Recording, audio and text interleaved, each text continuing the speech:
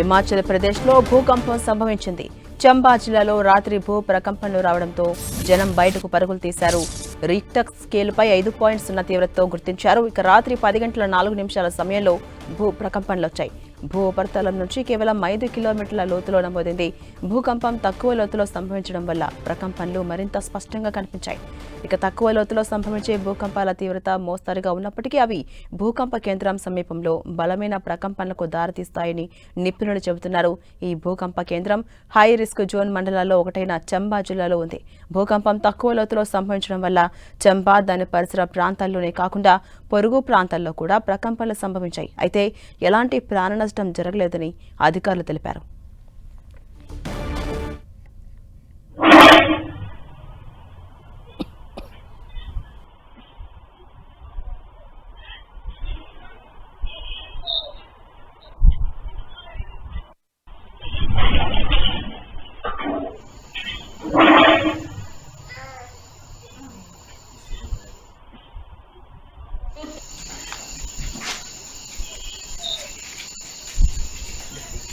హిమాచల్ ప్రదేశ్లో భూకంపం సంభవించింది. చంబా జిల్లాలో రాత్రి భూ ప్రకంపనలు రావడంతో జనం బయటికి పరుగులు తీశారు.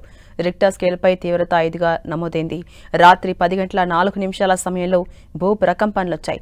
భూ ఉపరితలం నుంచి కేవలం 5 కిలోమీటర్ల లోతులో నమోదైంది. భూకంపం తక్కువ లోతులో సంభవించడం వల్ల ప్రకంపనలు మరింత స్పష్టంగా కనిపించాయి. ఇక తక్కువ లోతులో సంభవించే భూకంపాల తీవ్రత మోస్తరుగా ఉన్నప్పటికీ అవి భూకంప కేంద్రం సమీపంలో బలమైన ప్రకంపనలకు దారితీస్తాయని ఎక్స్పర్ట్స్ చెబుతున్నారు. ఈ భూకంప కేంద్రం హై రిస్క్ జోన్ మండలాల్లో ఒకటైన చంబా జిల్లాలో ఉంది.